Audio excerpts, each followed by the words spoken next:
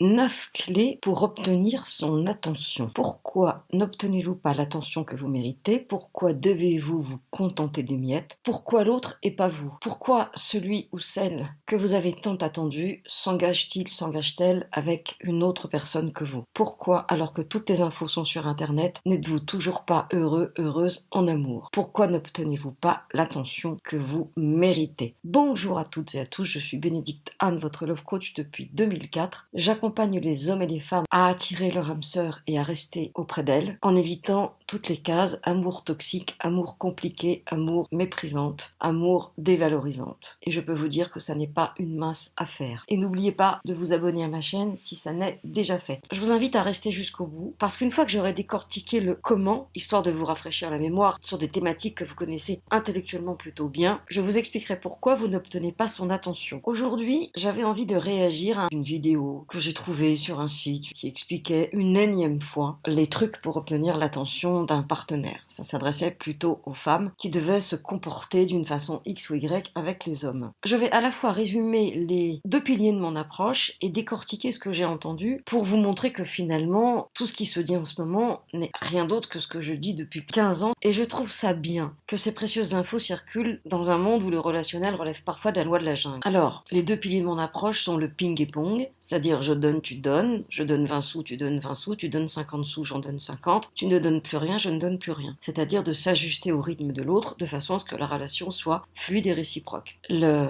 deuxième pilier de mon approche, c'est la méthode Terminator, qui effectivement en termes de positionnement n'est pas très romantique et je sais que parfois ça fait fuir certaines personnes. Pour autant, grâce à cette méthode, vous évitez de vous perdre dans des relations condamnées, toxiques, pourries, avec des gens qui mentent, qui manipulent. C'est-à-dire qu'en gros, vous évitez toutes les personnes qui n'émettent pas sur la même fréquence que vous, à savoir cette fameuse fluidité, cette fameuse réciprocité. Alors les 9 clés que je vais vous décrire brièvement, puisqu'elles ne sont pas nouvelles, vu que je les ai décortiquées dans plein de vidéos, mais quand même, je vais vous les rappeler parce que je sais que si je vous explique d'abord comment on fait, vous serez beaucoup plus réceptive au pourquoi qui sera à la fin de cet audio. Ces règles sont écrites théoriquement pour les femmes à propos des hommes, mais entre nous, pour moi, elles sont totalement mixtes. La règle numéro 1, cessez de lui écrire tout le temps. En gros, quand quelqu'un ne répond pas, vous recommencez à écrire. Si la personne ne répond pas, vous écrivez encore. Et sans dire que vous êtes proche du harcèlement, vous êtes capable d'envoyer des séries de messages qui sont plutôt lourdes, ces séries. Vous envoyez un mail, un texto, un WhatsApp, un Snapchat, ce que vous voulez et vous n'avez pas de réponse. C'est que pour des raisons qu'on ignore, l'autre personne a d'autres priorités ou est carrément à l'hôpital. Et même à l'hôpital, à moins d'être dans le coma, qui n'a pas son téléphone. Donc c'est clair que harceler quelqu'un et rompre la règle du ping-pong, on va dans le mur. Règle numéro 2, ignorez-le de temps en temps. Genre, vous n'êtes pas acquise, vous pratiquez le silence radio avec un doigté subtil, lol, et vous disparaissez suffisamment pour créer le manque. Ok, mais ça n'a d'intérêt que si l'autre vous fait le même coup. Si vous êtes dans une relation de ping-pong, de réciprocité et d'une histoire qui est en train de se tisser, disparaître va pouvoir créer chez l'autre une posture de rejet face à cette manipulation soudaine. Donc, ok,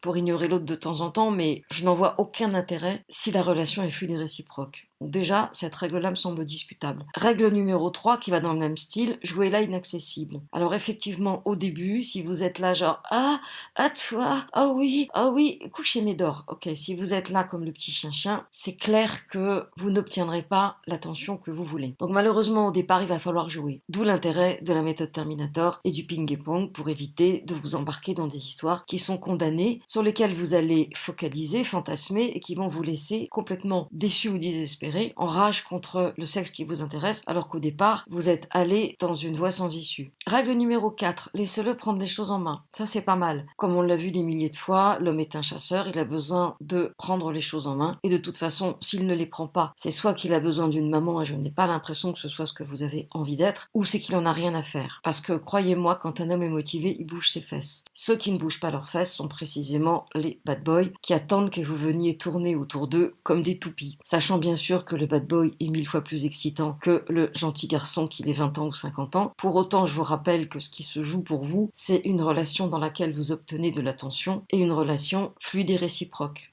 Je me permets d'insister parce que ce sont des mots-clés. Si c'est pour être prisonnière d'un homme qui joue avec vous ou si c'est pour être en attente de quelqu'un qui s'en moque, je ne suis pas certaine que ce soit la vie que vous avez envie de vivre. Voilà une bonne règle que la règle numéro 5. Passez du temps avec lui. Évidemment, si vous passez du temps avec lui, vous allez vous attacher parce que c'est la règle de l'attachement, c'est de passer du temps ensemble. Plus on passe du temps avec les gens, plus on est attaché à eux, plus l'intimité peut se créer. D'ailleurs, quand vous allez quelque part, vous passez genre une semaine de stage ou un mois dans une maison d'hôtes dans laquelle vous rencontrez d'autres personnes. Quand vous quittez les gens, ça vous fait quelque chose. Donc ça, c'est une règle que je trouve intéressante. Passer du temps. Mais attention, passer du temps, c'est pas occuper tout l'espace. C'est pas se glisser dans tous ces interstices et faire en sorte que finalement, vous êtes là tellement souvent que vous ne lui manquez pas et que vous tombez dans une routine ou que vous l'agacez ou que vous le submergez. Règle numéro 6, excellente règle. Ne changez pas pour lui. En gros, s'il aime les grandes blondes, pulpeuses avec des gros seins et des yeux clairs, alors que vous êtes une petite brune sèche, aux petits seins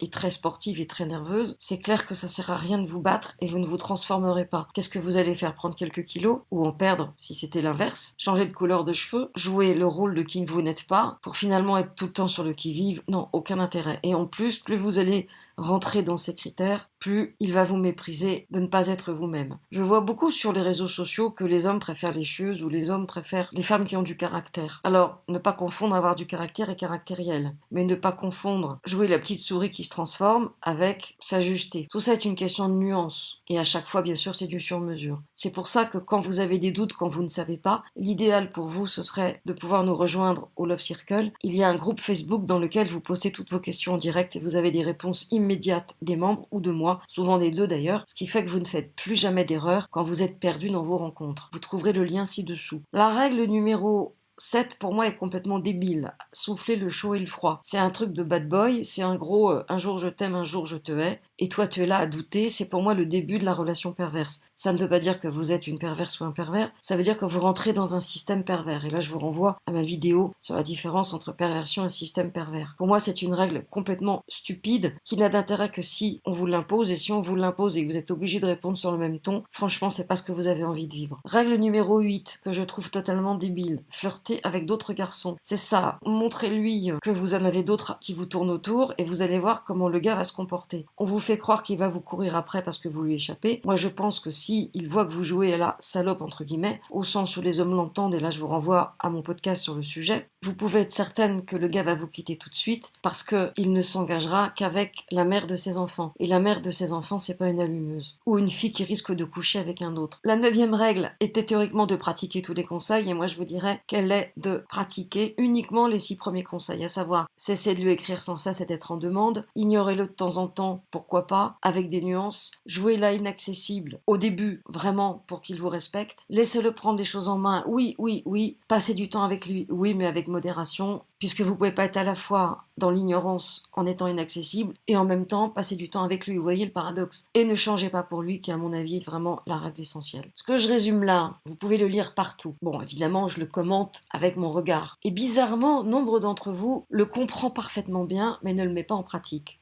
On pourrait penser que vous n'avez pas encore compris les règles du jeu, mais je n'en crois rien. Moi, ça m'évoque certaines coachées qui me regardent avec les yeux du lapin dans les phares de la voiture la nuit, quand je leur démontre l'abus qu'ils ont longtemps accepté, voire qu'ils sont en train de vivre. Ils comprennent intellectuellement, mais leur air neuneux témoigne d'un clivage entre leur intellect et leur émotionnel. C'est comme s'il y avait une coupure entre la compréhension et l'intégration de l'information et de l'émotion. Et c'est là que j'aborde la clé qui vous manque. Vous aurez beau maîtriser tous les comment, tout ce qu'on vous explique dans toutes les vidéos, vous pourrez quand même vous retrouver dans une posture non respectueuse ou non bienveillante, alors même que vous voyez ce qui se passe. Une partie de vous ne sait pas se positionner et accepte l'inacceptable. Alors si vous êtes prête à vous respecter et à trouver votre juste place, j'organise un webinaire dimanche 20 juin à 20h sur le thème Halte au sabotage, en amour, en famille, au travail. C'est un sujet que je connais très bien puisque j'ai écrit un livre à ce propos. Vous trouverez le lien ci-dessous. Bien sûr, c'est gratuit. Et dans ce webinaire, j'aborde les clés qui font que vous vous sabotez dans vos relations en général et dans vos relations amoureuses en particulier. Le pourquoi vous vivez ça, le pourquoi vous tombez sur des profils